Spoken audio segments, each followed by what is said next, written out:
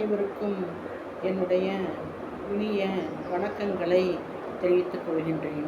இப்பொழுது இந்த பதிவில் நாம் எதை பார்க்க போகின்றோம் என்றால், அதாவது இந்த life mistake is a single page. For that single page we should not avoid the entire book அப்படிங்கிறது தான். அதாவது நம்ம ஒரு புக்குன்னு எடுத்துக்கிட்டால், அந்த புக்கில் நம்ம பண்ணுற தவறுகள்ங்கிறது வந்து ஒரு பக்கத்தை மாதிரி தான். இந்த ஒரு பக்கம் தவறாயிடுச்சு அப்படிங்கிறதுக்காக ஒரு முழு புஸ்தகத்தையும் நம்மளால் நிராகரிக்க முடியாது அப்படிங்கிறது தான். ஸோ நம்ம அந்த தவறை வந்து ஒரு சிங்கிள் பேஜ் அப்படின்னு சொல்கிற ஒரு மிஸ்டேக்கை வந்து நம்ம மறக்கவும் மன்னிக்கவும் பழகிக்கிட்டால் நம்முடைய வாழ்க்கை வந்து இனிக்கும். ஒரு குடும்பத்தில் எடுத்துக்கிட்டாலும் சரி, ஒரு குடும்பத்தில் கணவன் மனைவி உறவில், கூட பிறந்த சகோதர சகோதரிகள் உறவில், ஃப்ரெண்ட்ஷிப்பில் எல்லாத்துலேயும் எடுத்துக்கிட்டால் தவறுது என்பது இயற்கை தான்.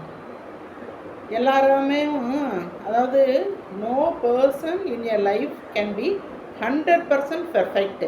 நம்மளால் 100% பெர்ஃபெக்டாக இருக்க முடியாது. எல்லாருக்குமே ஒரு ப்ளஸ் இருக்கும், ஒரு மைனஸ் இருக்கும் அவங்க லைஃப்பில். ஸோ ரவிசங்கர் ஜிஜி வந்து என்ன சொல்லியிருக்காருன்னா, we have to accept the people as they are. அவங்க எப்படி இருக்காங்களோ அப்படியே அவங்கள மனுஷங்களை அக்செப்ட் பண்ணுங்கள். And accept the situation as it is அப்படின்னு சொல்லியிருக்காரு. ஸோ அப்போ வந்து மனுஷங்களோட ப்ளஸ் அண்ட் மைனஸோட நம்ம அவங்கள ஏற்றுக்கொள்ளும் பொழுது, சூழ்நிலைகள் ஒரு தவறான சூழ்நிலைகள் உருவாயிடுச்சு அப்படின்னாலும் அதையும் நம்ம ஏற்றுக்கிட்டோம் அப்படின்னா நம்ம வந்து லைஃப் வந்து நமக்கு இனிக்கும்.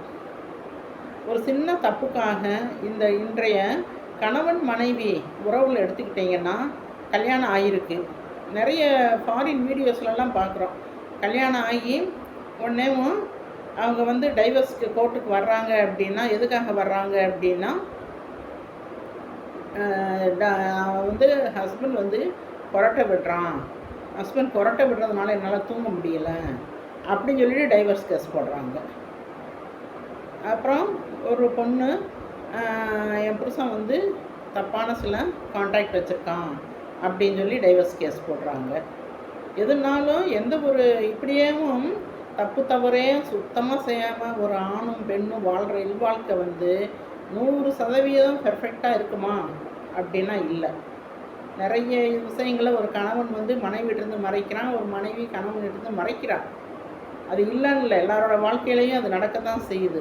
ஆனால் அதுக்காக வந்து எல்லாருமே டைவர்ஸ்க்கு கோர்ட்டுக்கு தான் போகிறது அப்படின்னு முடிவு பண்ணிட்டா உலகத்தில் எந்த ஒரு கணவன் மனைவியும் இணைந்து ஒரு நல்ல இல்லறத்தை நடத்த முடியாது. ஒரு மிஸ்டேக் அப்படின்னு ஏற்பட்டுச்சு அப்படின்னா, ஒன்று அந்த மிஸ்டேக்கை அடுத்து திருத்தணும். ஒரு கணவன் ஒரு தப்பு செஞ்சால் அந்த மனைவி வந்து அதை சுட்டி காட்டி திருத்தணும்.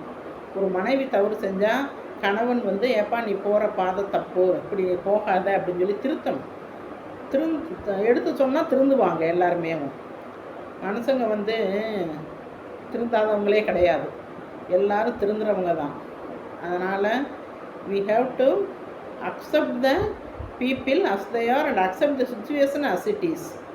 நம்ம வந்து அவங்கள திருத்தி நல்வழிப்படுத்தி நம்ம வழிக்கு கொண்டு போய் வாழ்ந்து தான் ஆகணும்.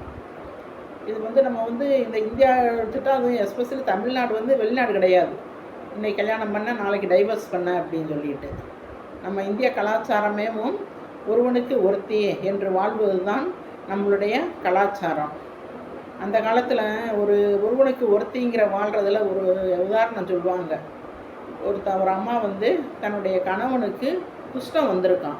குஷ்டம் வந்த ஒரு அம்மா ஒரு விலை மாதுகிட்ட போகணுன்னு, குஷ்டம் வந்த அந்த மாப்பிள்ளை, அந்த பொண்ணோட மாப்பிள்ளை ஒரு விலை மாதுகிட்ட போகணுன்னு ஆசைப்படுறாரு. அந்த குஷ்டம் வந்த மாப்பிள்ளைய அந்த மனைவி வந்து கூடையில் சுமந்து கொண்டு போய் விட்டுறாளாம். அப்படிலாம் சொல்கிறாங்க. அந்தளவுக்கு கணவன் நினைக்கிறத நிறைவேற்றுறதா சொல்கிறாங்க. பட் இன்றைக்கி அந்தளவுக்கு முடியுமா? ஒரு செல்ஃபோனில் வந்து நம்ம ஒரு ஹஸ்பண்ட் வந்து இப்படி சாட்சி மறைச்சி வச்சு பார்த்தாலேயும் அதை ஒரு ஒய்ஃபால் டாலரேட் பண்ண முடியல.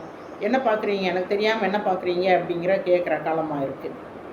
அதனால் இந்த காலகட்டத்தில் ஒருத்தருக்கு ஒருத்தர் புரிஞ்சு சின்ன சின்ன தவறுகள், சின்ன சின்ன மிஸ்டேக்ஸ் ஏற்பட்டாலும் we should not lose a book for a single mistake. மிஸ்டேக்குங்கிறது அந்த புஸ்தகத்தோட ஒரு பக்கம் மாதிரி. அந்த ஒரு சின்ன மிஸ்டேக்குக்காக, ஒரு சின்ன பேஜுக்காக என்டையர் புக்கையும் நம்மளால் இழக்க முடியாது.